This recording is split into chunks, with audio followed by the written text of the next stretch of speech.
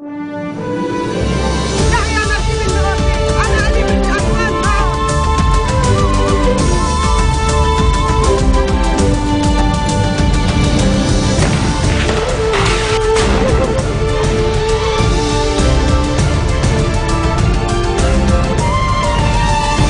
afternoon and thank you for joining us on FutureTV. I'm Linda Tanim and these are today's top stories. Lebanese police is on high alert ahead of Alexa, this winter's first harsh storm. Syrian regime forces make gains in one of the last rebel-held areas in the Kalamoun region bordering Lebanon. And residents across South Africa pray for Nelson Mandela as the country began its National Day of Mourning. The internal security forces have issued a warning for citizens ahead of Alexa, this winter's first harsh storm, asking them to refrain from driving on mountainous roads.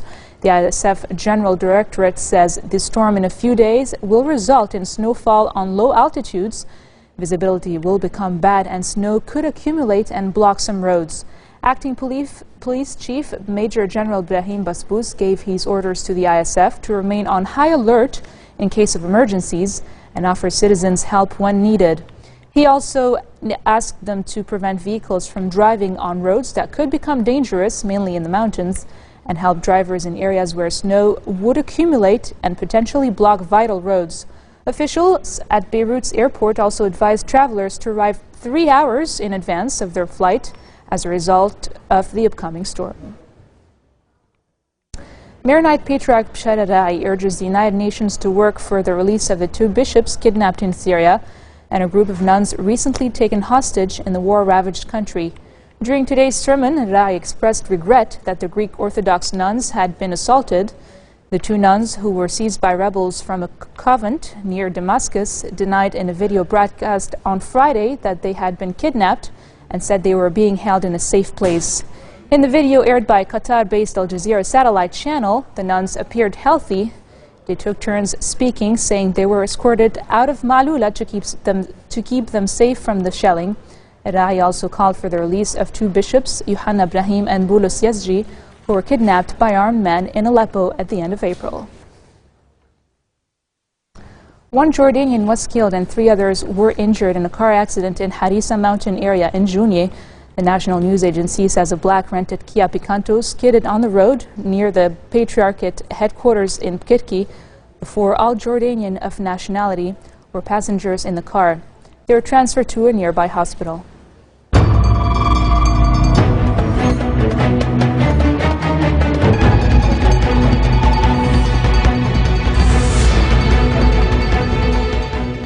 Syrian regime forces have made gains in the key town of Nabuk, one of the last rebel-held areas in the Kalamoun region bordering Lebanon. Activists on the ground say there's a fierce fighting in Nabuk between government forces backed by Lebanese Hezbollah fighters and Al-Nusra Front and the Islamic State of Iraq and the Levant. The Syrian Observatory for Human Rights adds President Bashar al-Assad's troops have taken new sectors of the town and have surrounded and pounded Nabuk for the past 2 weeks. Coming up next, Israeli President Shimon Peres says he is willing to meet with his Iranian counterpart to help ease tensions in the Middle East. Stay tuned.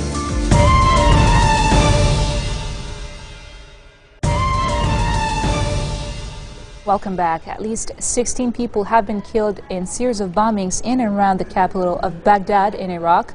Security and medical officials say the blasts, which hit 5 areas of Baghdad, also wounded at least 39 others. The deadliest attack was a car bomb that exploded in the Baya area of South Baghdad, killing at least 5 people and wounding 15.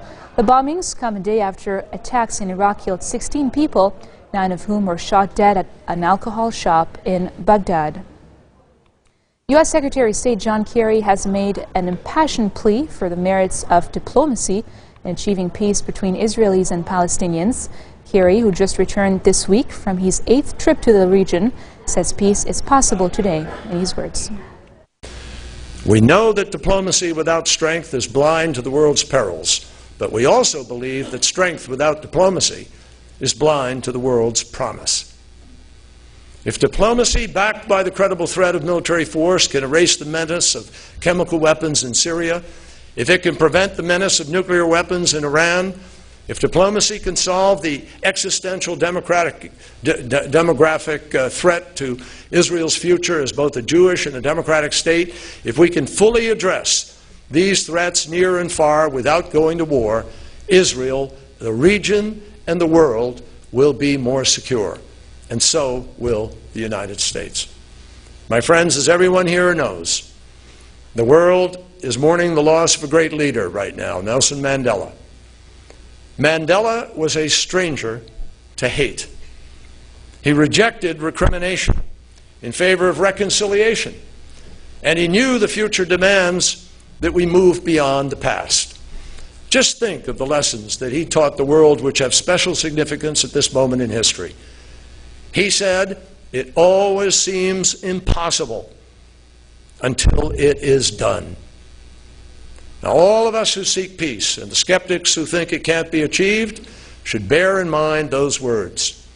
After waiting so long for statehood, the Palestinian people deserve effective state institutions. And Israel and Jordan must know that they will have a reliable and responsible neighbor, not a failed state, living between them. Moving on to Iran, President Hassan Rouhani says that last month's nuclear deal with the world powers has already had a positive impact on these countries' economy. Rouhani's comments came during his presentation of next year's budget to Parliament. He told an open session of Parliament that after the success of the talks, investors were gravitating to businesses and the stock exchange. The nuclear deal eases some sanctions in return for a halt to parts of Iran's uranium enrichment program. Western sanctions over the country's suspect nuclear program last year dealt a heavy blow on the economy, especially the currency. U.S. President Barack Obama says he believes the chances for a comprehensive nuclear agreement with Iran are 50-50 or worse. He had defended diplomacy as the best way to prevent Tehran from acquiring atomic weapons.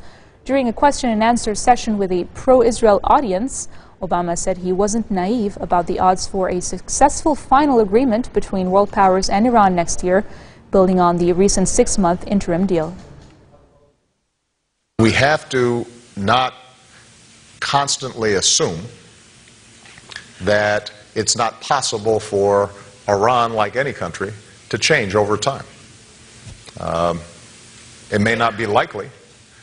If you ask me what is the likelihood that we're able to arrive at the end state that I was just describing earlier, I wouldn't say that it's more than 50-50. But we have to try. Ultimately, my goal as President of the United States, something that I've said publicly and privately and shared everywhere I've gone, is to prevent Iran from getting a nuclear weapon. But what I've also said is the best way for us to prevent Iran from getting a nuclear weapon is for a comprehensive, verifiable diplomatic resolution. Israeli President Shimon Peres signaled he will be willing to meet with his Iranian counterpart if it would help ease tensions in the Middle East. Addressing a business conference in Tel Aviv, Peres said he hopes world powers in the coming months of talks will peacefully be able to prevent Iran from developing a nuclear weapon. Israeli leaders have voiced skepticism about the recent nuclear deal between Iran and the international community. Israeli Prime Minister Benjamin Netanyahu has been vehemently opposed to the Geneva deal with Iran. Would you be prepared to meet with President Rouhani if he was ever to meet you?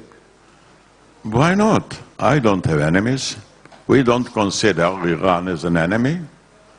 Enemies is not a is not a matter of a person, but a matter of a policy. And now for news around the world in brief. Greece's parliament has approved a budget plan filled with over 3 billion euros of austerity cuts.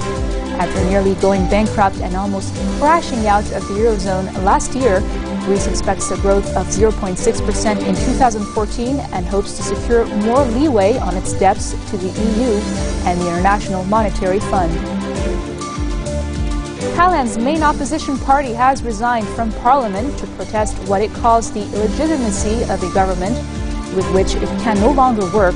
The former Prime Minister and Democrat Party leader displayed his personal letter of resignation to media in the capital of Bangkok today. The move deepens the country's latest political crisis one day before new street demonstrations that many fear could turn violent. Thousands of Ukrainians angered by police violence and the president's turn away from Europe demonstrated around Independence Square in the center of the capital. It is expected to be the largest rally since mass protests started 3 weeks ago. Authorities say police won't take action against peaceful demonstrators, but concerns persist that pro-government provocateurs could goad them into violence. South Africans crowded into churches, mosques, temples and synagogues to remember Nelson Mandela, encouraged by their president to celebrate a life that transcended race and religion. The nationwide day of prayer marked the formal start of a week-long state funeral for the man who forged a new multiracial South Africa from the discredited remnants of the apartheid era he helped to dismantle. South Africans and selected international visitors and guests will be able to pay their last respect to Mandela's remains at the Union Building for 3 days starting December 11th. South Africa expects overwhelming crowds and a host of world leaders to attend services honoring Mandela. Today, I just came to the church to say farewell to the greatest man that changed our life, that changed South Africa to be a democratic society today. You see, I came here to say, I'm not mourning him, I'm celebrating his life. I think for me being here, it's a very special moment today because Nelson Mandela really is that symbol of unity. He's a symbol of peace and hope. And coming from a country that is forever looking at how to heal and reconcile, especially after the post-election violence, it's closer to me seeing that somebody was at the forefront for uniting different races.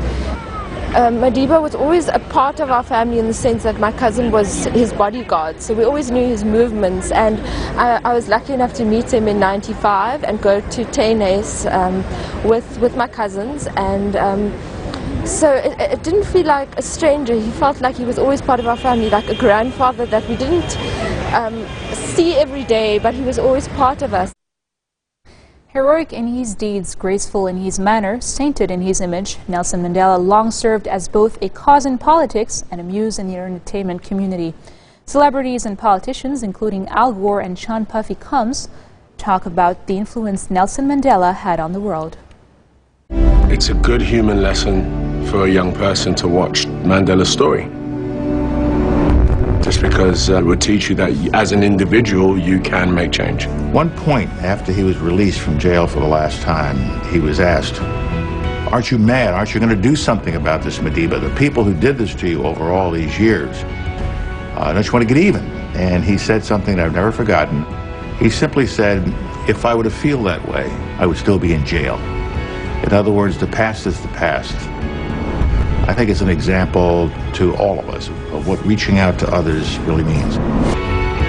Nelson Mandela is an extraordinary person and really gave himself selflessly for the cause of freedom for his people. The world will never forget Nelson Mandela because he is a shining example of strength, of determination, of courage to fight for your principles, to stand up for what you believe in, even though there may be personal cost to you, knowing that there's ideals that are bigger than you, and it's a great example of someone who had the moral capacity to forgive. What I find so special about him is his capability to believe in doing the right thing and then evolving in that direction, showing that people are not born exactly the way they turn out, but the evolutionary process of learning and teaching. I was inspired more by him than any global leader I've met. His ability to inspire change in the entire world, that inspiration grew, and the entire world owes an incredible debt of gratitude to Nelson Mandela. I think of him quite often because some of the things he's said to me over the years: be bigger, be better, as best a person as you can be, because it does make a difference. Nelson Mandela, he's a man of enormous discipline. It was that rare quality that he had to be empathetic, but also be authoritative. And everything that he did represented his values. We talked to both his fellow inmates and his jailers, and to a man, he moved them all with the strength of his character. I am Sean Combs, and I am inspired by Nelson Mandela because of his courage, because of his spirit. He's like our first black superhero. This marks the end of our bulletin for today. Now for a reminder of our headlines. Lebanese police is on high alert ahead of Alexa, this winter's first harsh storm. Syrian regime forces make gains in one of the last rebel-held areas in the Khartoum region bordering Lebanon. And finally, residents across South Africa pray for Nelson Mandela as the country began its National Day of Mourning. That's it from me and the news team here at Future Television. I'm Linda Tamim, wishing you all a very nice evening.